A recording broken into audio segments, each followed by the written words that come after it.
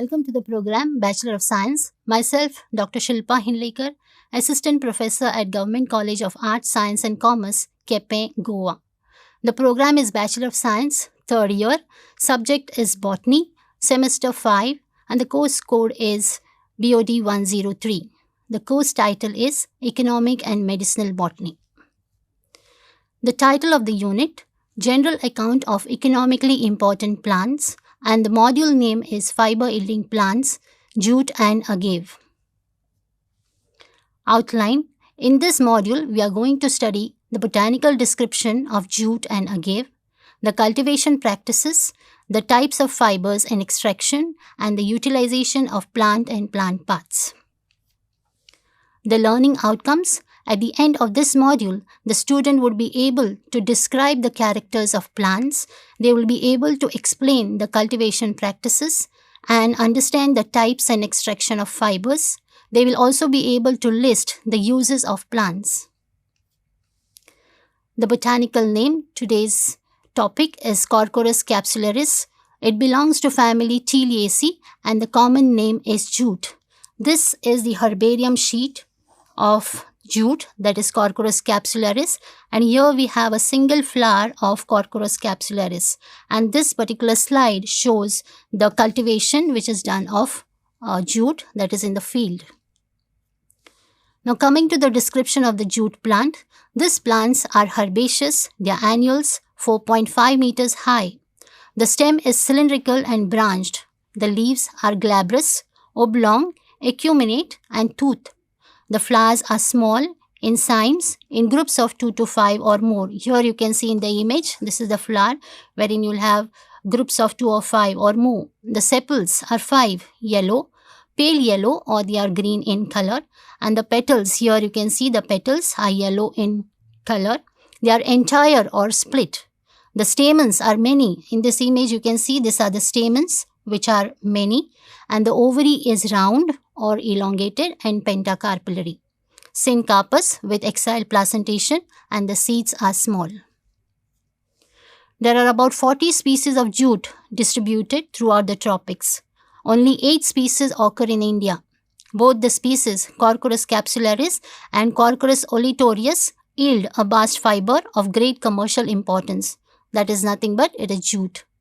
The leaf of Corchorus oletorius has a shining upper surface and a rougher undersurface, which is tasteless when chewed and has large flowers. Corchorus capsularis contain a beta-glucoside and small flowers. Jute is obtained from the bark of the plant. Jute is the secondary phloem fiber of the stem. The cultivation practices. Tillage of land starts soon after the first showers. Jute is a rainy season crop and sown from March to May. Compost, phosphorus, potash and nitrogen are used as fertilizers. Ammonium sulfate is applied during active growth period. The seeds are sown by broadcast method. Jute requires a warm and a humid climate with temperatures around 24 to 37 degrees centigrade. That is, constant rain or water logging is harmful for the plant. Grey alluvial soil is best, and it is grown in sandy and clayey loams. It is harvested during the month of June to September before they are dead ripe.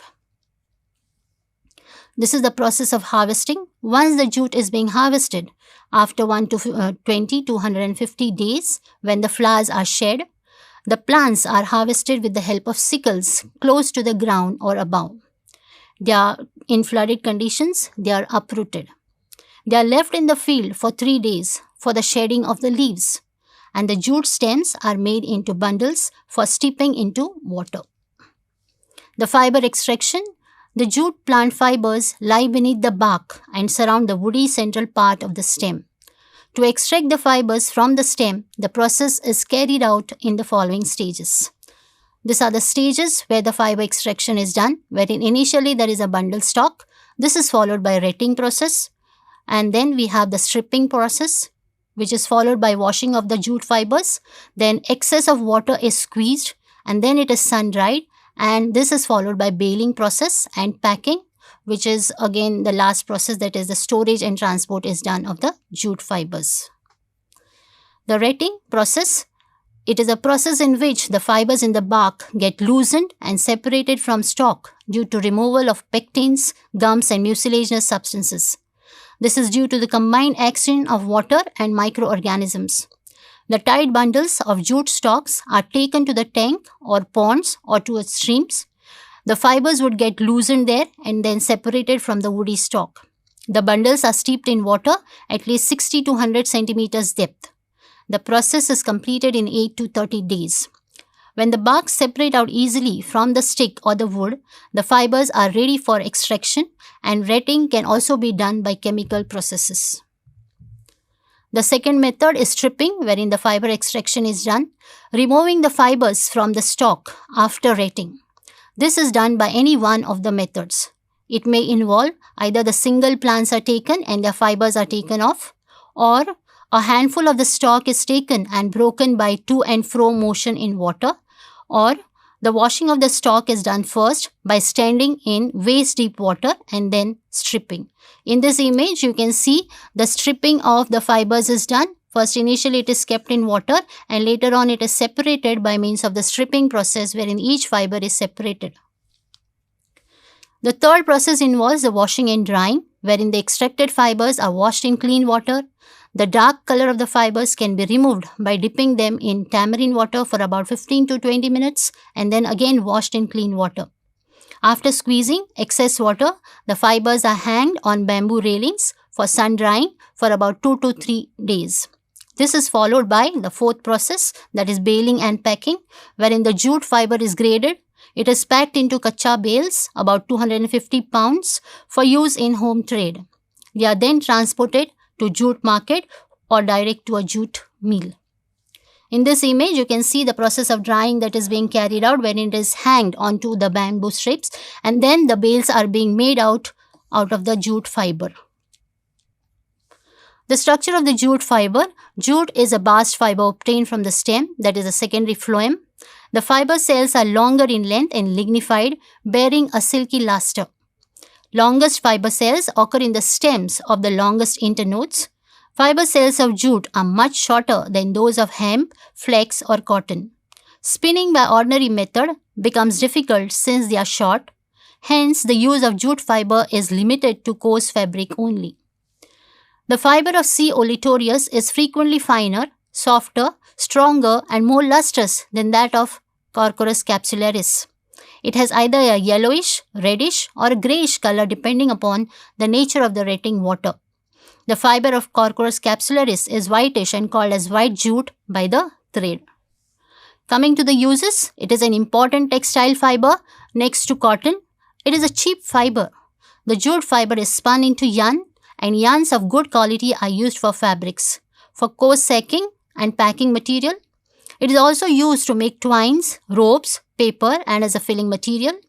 Different types of cloth are made from upholstery, linoleum, tapestries and mats. The leaves are also used as vegetables. Coming to the next plant, that is Agave cisalana.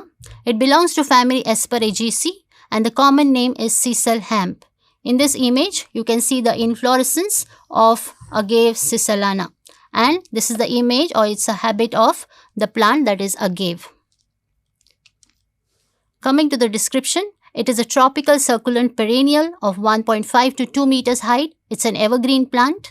The sisal agave has a short stem, thick, bearing a number of dark, green, thick, fleshy, rigid leaves in a basal rosette of elongated sword shape. The leaves have a terminal, dark brown, rigid, very sharp spine. A large panicle with flowers arranged on the terminal portion in dense clusters. The flowers do not produce seed, but they form bulbils.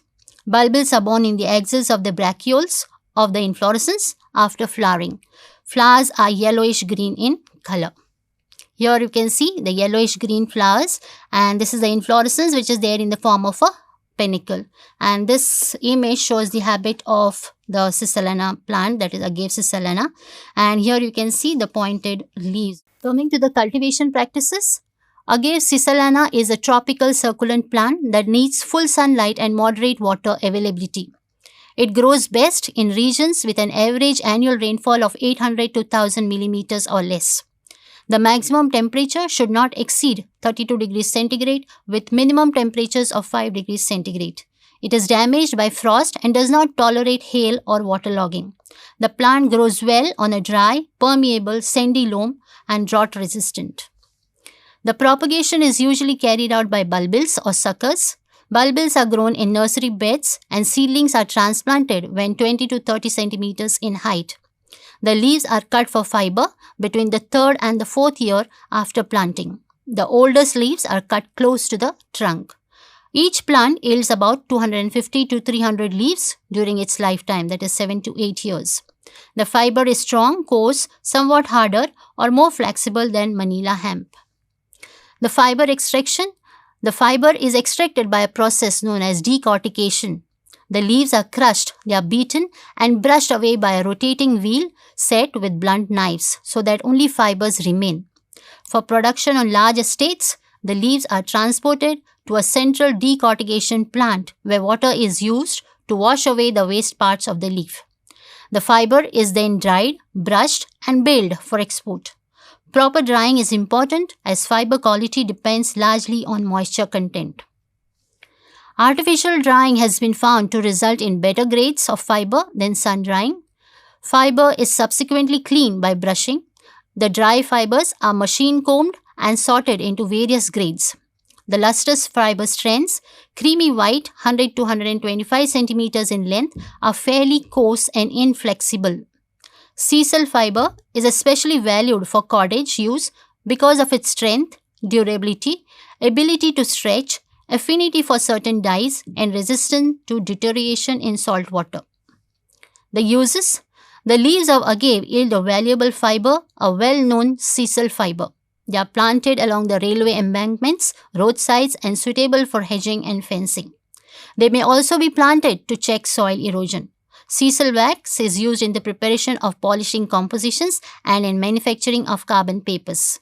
The fiber is mostly used for making ropes, cordage, and twines. The shorter fibers and isles are used for making mops and brushes.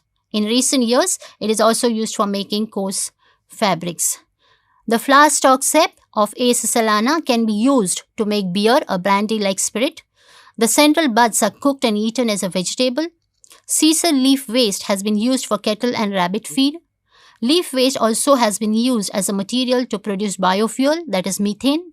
Other products developed from sisal fibers include spa and cosmetic products, lumbar support belts, rugs, sleepers, and clothes. These are the references which I have used for the preparation of this e-content. Thank you.